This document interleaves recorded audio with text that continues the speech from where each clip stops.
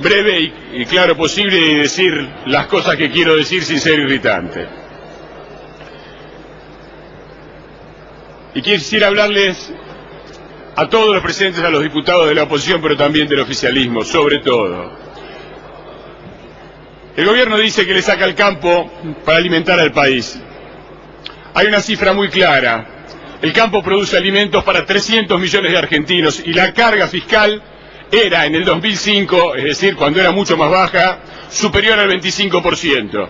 Si yo no hago mal las cuentas, esto quiere decir que todos los años el gobierno nacional le saca al campo el valor para alimentar a 75 millones de personas, 2 veces la población nacional. Por eso yo me pregunto, señor presidente, ¿quién tiene la culpa del hambre en el país? Si el campo, que produce alimentos para 300 millones de personas y que cobran los productores mucho menos que los aumentos de la inflación. El gobierno dice que pone retenciones para bajar el precio de los alimentos, pero de los 4 productos de los que estamos hablando, el que paga las retenciones más altas es la soja, que no se come en la Argentina, y la que paga las retenciones más bajas es el trigo, 27,4%, que es la con que se hace el pan de los argentinos. Yo me pregunto, ¿es para que bajen el precio de los alimentos? El gobierno dice que es para redistribuir la riqueza, pero desde que comenzó este gobierno, la relación entre el 10% más rico y el 10% más pobre es de 28-1, peor que en el terrible 2001 de la Rúa. Y esto quiere decir que la mejora de las condiciones de los más pobres, que nadie niega, se ha dado simplemente por el crecimiento de la economía y el famoso efecto derrame. Y que ese derrame en los últimos 2 años, por causa de la inflación, ha llevado a que el país crezca al 8% y crezcan también la pobreza y la indigencia por inflación. Hemos pasado del derrame, presidente, a la sequía.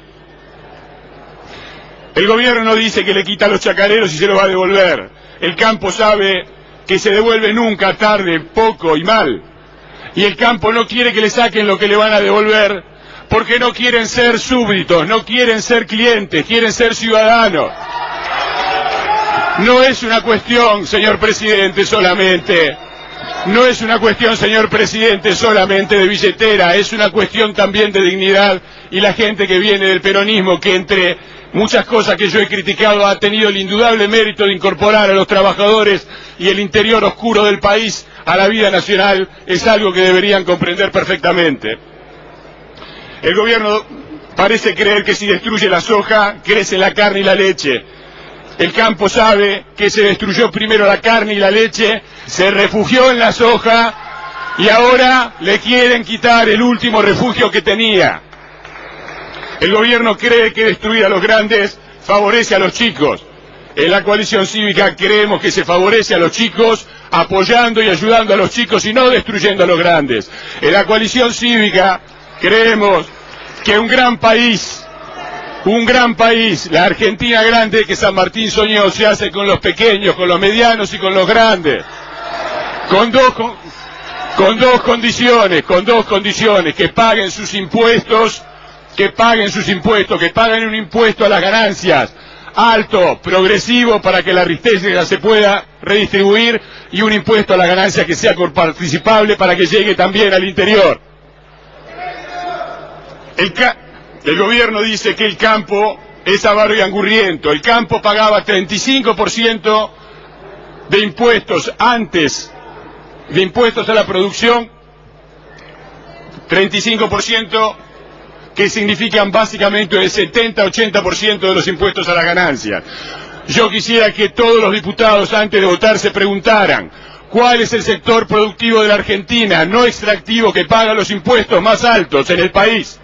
Quisiera que se preguntaran cuál es el sector agropecuario en el mundo que paga los impuestos más altos, y que después voten, porque no se entiende, señor presidente, que quienes pagan los impuestos más altos en el mundo sean avaros y angurrientos, y los que viven subsidiados por esos impuestos sean los grandes héroes de la patria. Presidente, yo vengo del marxismo y discutía en los años 70 con la gente de la JP sobre la burguesía nacional o no la burguesía nacional. Yo no creo, yo no sé si me han convencido, pero si existe la burguesía nacional, no veo ninguna expresión más parecida a una burguesía nacional que el sector agropecuario argentino. Pequeña, medianos y grandes productores que quieren hacer plata, produciendo y no especulando, y que quieren reinvertir en el país, en sus empresas y en el país y en el campo y en el desarrollo del país, y no quieren especular y poner la plata fuera en cuentas en Suiza. Si eso no es la burguesía nacional, presidente, ¿dónde está? Por favor, señor diputado. A costa de los trabajadores.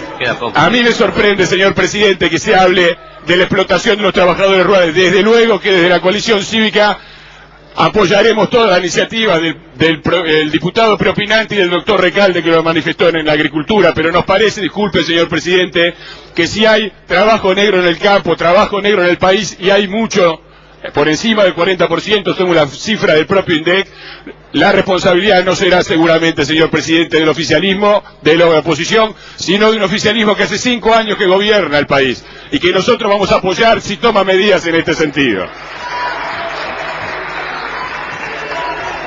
Y yo quiero hacer otra cuenta más, señor presidente. Vamos a suponer, sin hacer nombres, que una pareja cualquiera, que un matrimonio cualquiera, hubiese ganado en el último año 1.171.000 pesos de intereses por plazos fijos y 352.000 pesos por un fideicomiso inmobiliario.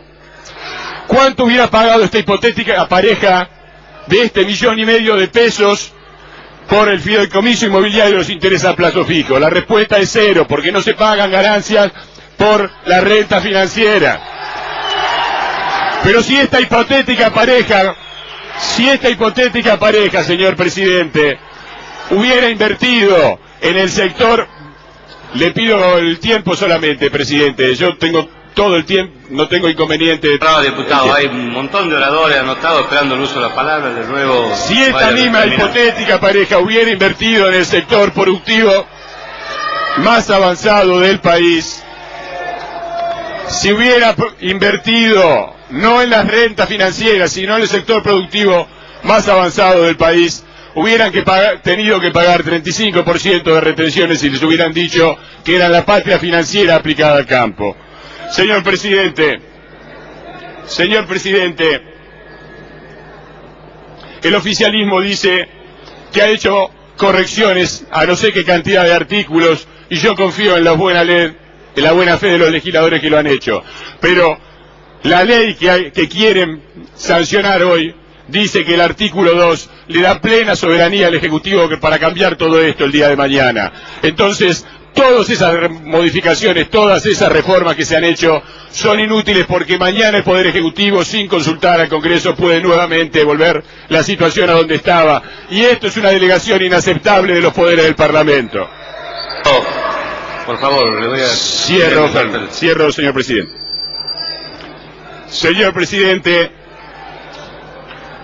Señor presidente, las banderas de la burguesía nacional, la bandera del federalismo, la bandera del país productivo contra la patria financiera, son las banderas que han sido históricamente del peronismo. Yo he criticado y seguiré criticando el peronismo por muchísimos elementos de la tradición peronista que no me han gustado, pero creo que estas banderas, la de la burguesía nacional, la del federalismo y la del país productivo, han sido parte de la contribución histórica del peronismo al país. Gracias, señor diputado.